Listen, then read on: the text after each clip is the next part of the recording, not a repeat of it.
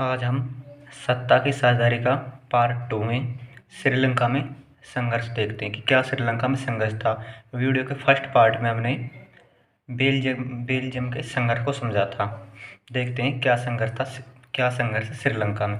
श्रीलंका 1948 में एक स्वतंत्र राष्ट्र बनाया, स्वतंत्रता प्राप्त हुई। जिस वर्ष श्रीलंका एक स्वतंत्र देश बना तो उस समय वहाँ पर दो समुदाय रहते थे। एक तो श्रीलंका के मूल निवासी जिसे हम सिन्हली समुदाय तथा दूसरा भारत के तमिलनाडु से गए समुदाय जिसे तमिलनाडु से गए समुदाय रहता था, जिस कारण सिन्हली समुदाय संख्या में ज़्यादा थे, जिस कारण वहाँ की सरकार सिन्हली समुदाय के प्रति उदारता का अर्थ है सरकार की कोई भी योजना या कोई भी लाभकारी योजना में सिन्हली समुदाय को प्राथमिकता दी गई। सरकार की कोई भी नौकरी हो या कोई भी अन्य लाभकारी योजना जिसमें उसने अपने देश के मूल निवासी सिन्हली समुदाय की प्राथमिकता दी, जिस कारण तमिल समुदाय सरकार के प्रति नाराज थे। सन 1956 में श्रीलंका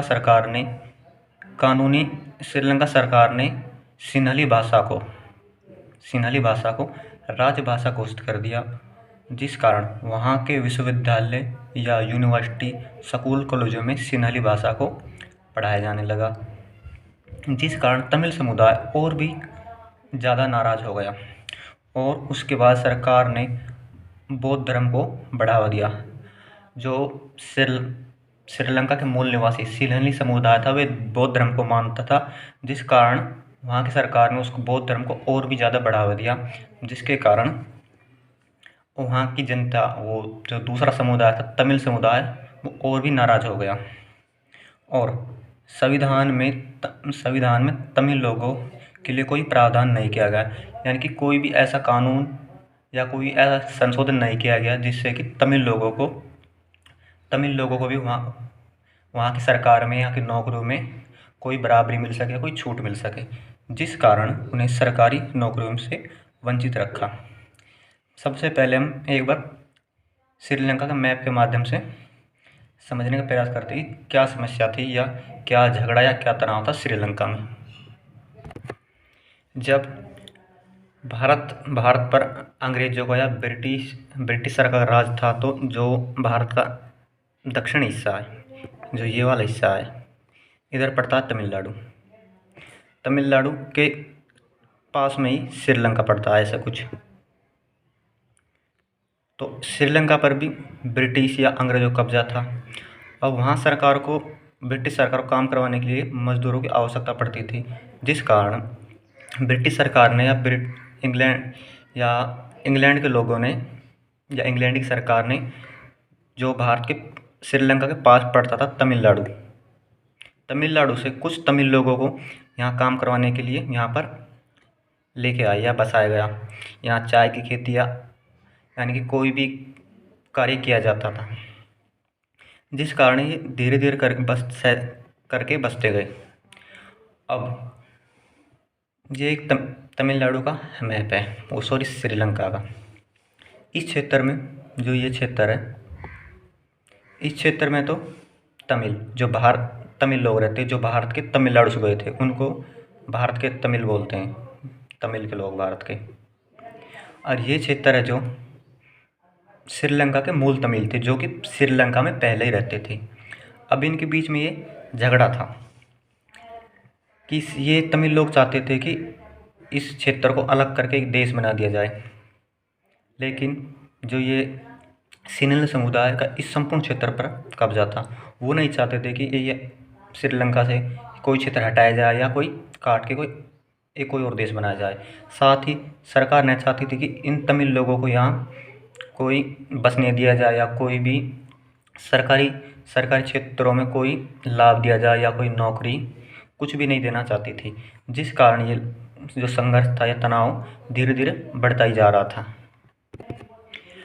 हमने पहली वीडियो में आपको बताया था कि कोई भी देश या कोई भी क्षेत्र जिस क्षेत्र या देश में या किसी राज्य में अलग अलग समुदाय के लोग रहते हैं। मान लो जैसे भारत में देख लेते हैं एक बार, भारत में हिंदू भी हैं,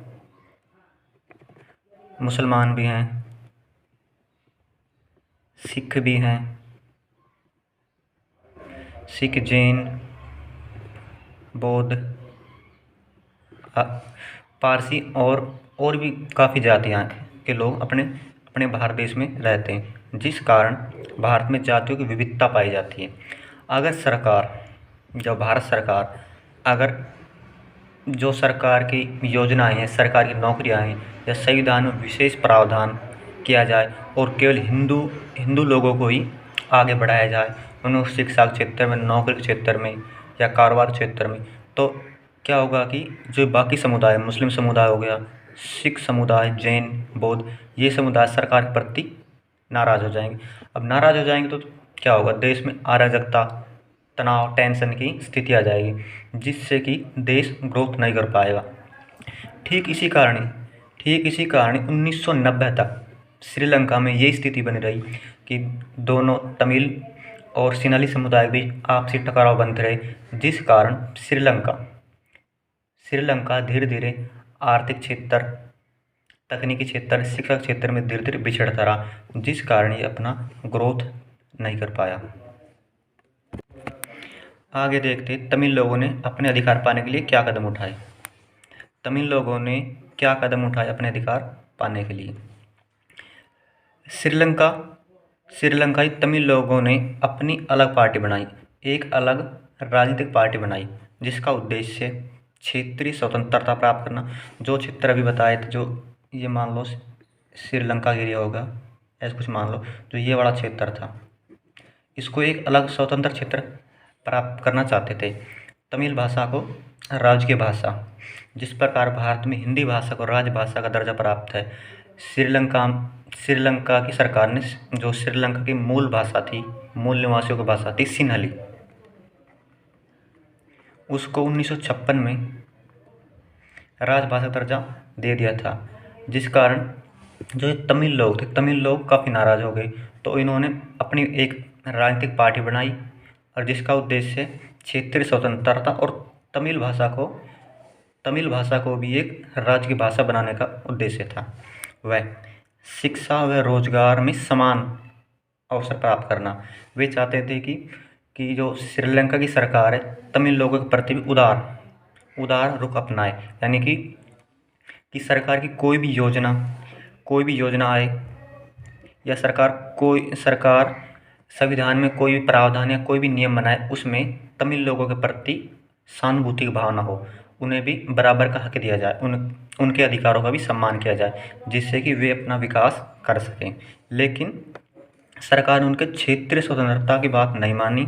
लेकिन तमिल लोग जो क्षेत्रीय स्वतंत्रता थी, जो अलग क्षेत्र, ये अलग क्षेत्र प्राप्त करना चाहते थे, उस बात को सरकार ने नहीं माना, जिस कारण तमिल लोगों में और सिन्हली समुदाय में संघर्ष आज तक भी जारी है। इसका कारण क्या हुआ, इस कारण जो श्रीलंका है, औद्योगिक क्षेत्र, तकनीकी विकास क्षेत्र सब में धीरे धीरे बिछड़ता जा रहा है, जिसके कारण वे अन्य अपने पड़ोसी देशों से अपने विकास के लिए कर्ज भी लेता रहता है। जैसे कि चीन से उसने अभी वर्तमान में ही कर्ज लिया था।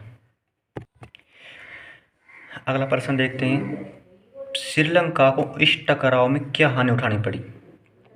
अभी जो मैंने आपको पहले बताया था कि अगर किसी क्षेत्र में या किसी देश में अगर दो विभिन्न समुदाय या विभिन्न जाति या विभिन्न धर्म के लोग रहते, अगर सरकार उनको बराबर लेकर नहीं चलती या उनके बराबर हक नहीं दिए जाएंगे, तो देश में अराजकता या लड़ाई दंगे के माहौल पैदा होगा। इससे क्या होगा कि देश अपना ग्रोथ नहीं कर पाएगा, एक जगह स्थिर हो जाएगा।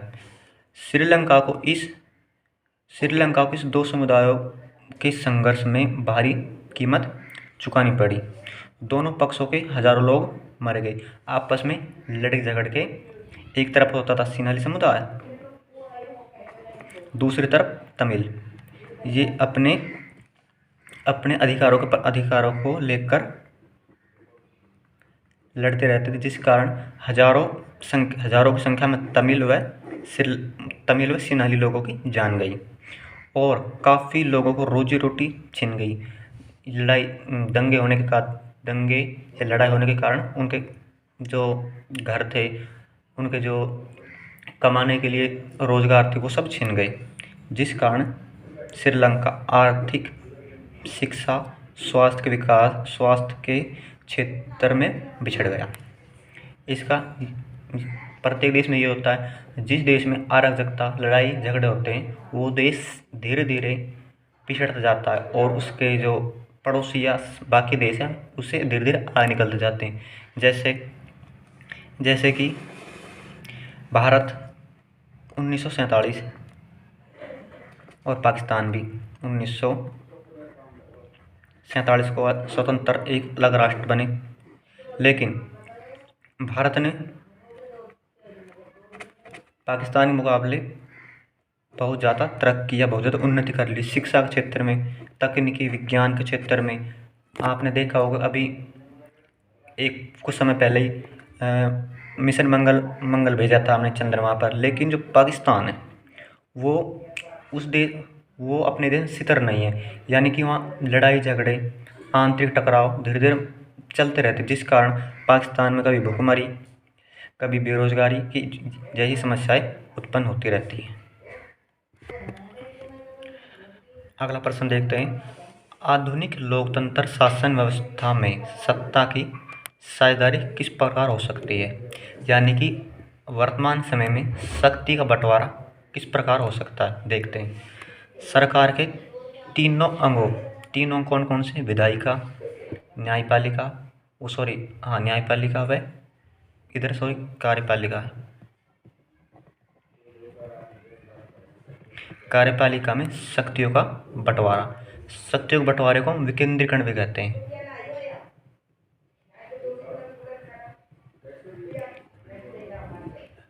विधायिका कार्य क्या होता है? विधायिका कार्य होता है कानून बनाना। वह न्यायपालिका कार्य क्या होता है? न्यायपालिका कार्य होता है जो कानून विधायिका या संसद ने बनाए हैं उनको लागू करवाने का कार्य कार्यपालिका का होता है। न्यायपालिका कार्य होता है जो लोग या कोई जनसमूह विधायिका द्वारा बनाए गए कानूनों का उल्लंघन करता है तो न्यायपालिका उस व्यक्ति को दंड देने का कार्य करती है। कार्यपालिका में प्रत्येक व्यक्ति शामिल है, प्रत्येक छोटा से छोटा पियोन से लेके बड़ा से बड़ा, किसी स्कूल का प्रिंसिपल, वे सब कार्यपालिका के एक भाग होते हैं। सरकार के बीच कई स्तरों पर बंटवारा करके, यानी कि ये जैसे अपने भारत में है केंद्र सरकार, राज्य सरकार और गांव के लेवल पे है पंचायत, जिसे हम ग्राम पंचायत बोलते हैं। यहाँ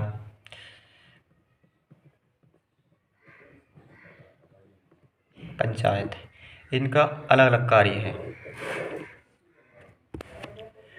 केंद्र सरकार का कार्य क्या होता है कि केंद्र की योजना बनाना। राज्य सरकार का कार्य होता है राज्य के लिए योजना बनाना, और ग्राम पंचायत गांव अपने स्तर पर कार्य करती हैं।